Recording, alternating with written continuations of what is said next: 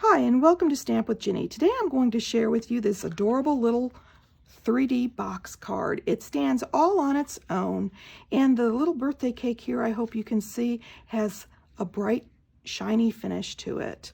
This card was made with our Party Puffins stamp set that you can find in the 2021 annual catalog. So let me set this aside, and I'll show you how I got started. I'm going to start with the stamping for this project. I'm going to ink up my happy birthday sentiment in my Coastal Cabana, and I'm going to stamp that right on the top here.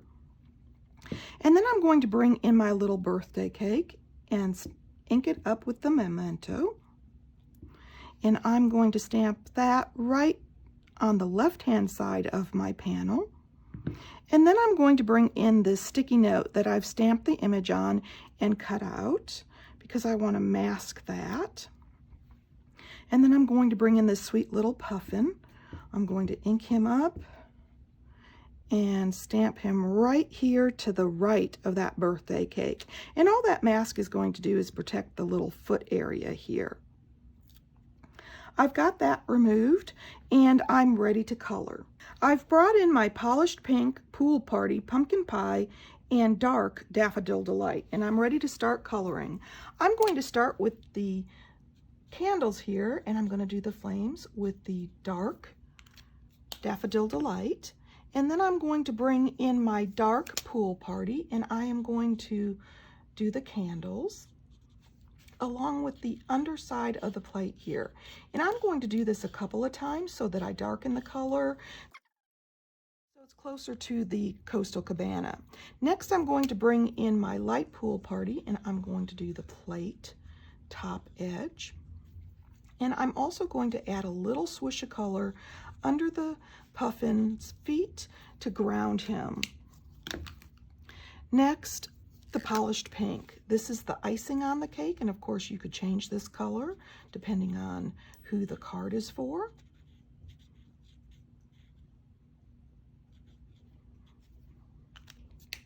And then the pumpkin pie. I'm going to use the light pumpkin pie first, and I'm going to do this first band closest to his face, and then his feet.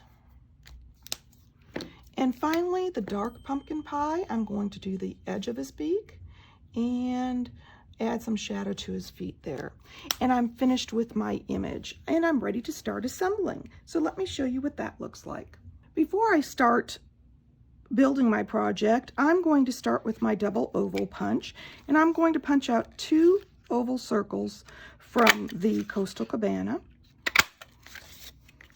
And now I have all my pieces. I'm going to fold these in half.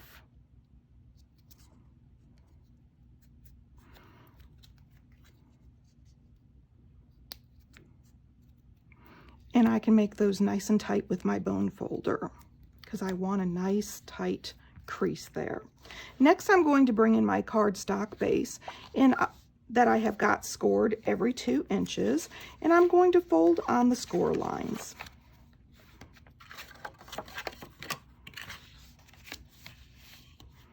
At this point, I'm going to add a piece of tear and tape to the last score line area. This is the small 1/2 inch section. And I'm going to adhere my card together. So I'm going to fold that down and fold it closed. And that's a real quick, easy way to add your adhesive. I'm going to fold on that score line again all the way around with my bone folder because I want these nice and tight. Now you need to pay attention to where your score line is so you know which way is the back. And at this point I can start decorating. I'm going to bring in my designer series paper here. This happens to be the polished pink in color pack. I love the fact that they come with all 5 colors and you've got multiple sheets, so they're perfect for projects like this. I'm going to put 1 on each of the front panels here.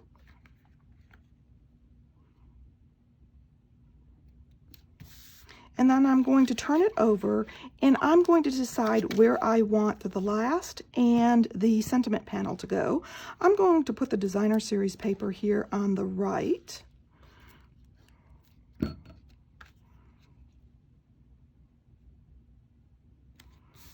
And then if I want to stamp this, I can, or I can save it for later after I've signed it to adhere it to the back. But I'm okay adhering this right now, so I'm going to add that, simply so that you can see how it looks and where things go.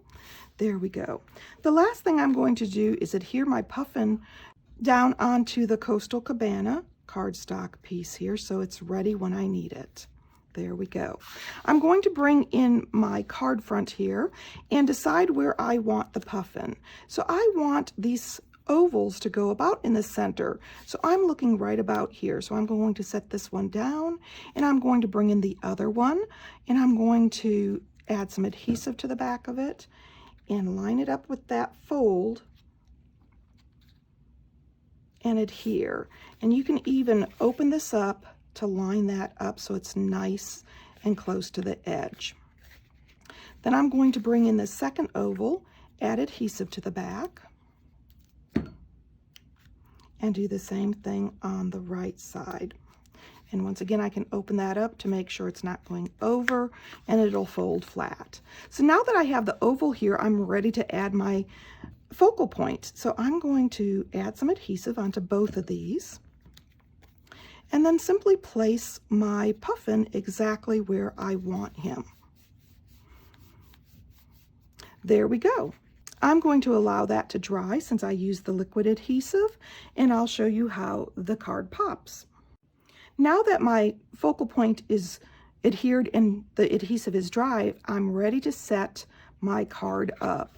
And as you can see, it pops out. Those ovals make it pop out nicely, and it's a great 3D little card that folds down flat for mailing. And of course, if you'd like a little shimmer and shine, bring in your shimmery crystal effects and add a little bit to the candle flames here. Remember, it comes out cloudy, but it will clear dry. And I'm doing this last because of the video, but you would be able to do this before you assemble, and that way you don't have to worry about the shimmery crystal effects moving. I'm adding this to the candles and to the frosting layer here, just for a little bit of shine. And I can allow that to dry, and then it's ready to send. I think you're really going to enjoy using the Party Puffin stamp set. It makes such cute little projects like this pop-up box card. And of course, if you'd like any of these products, feel free to stop by my online store. You can get there from my blog, Stamp with Jini. Thanks for joining me.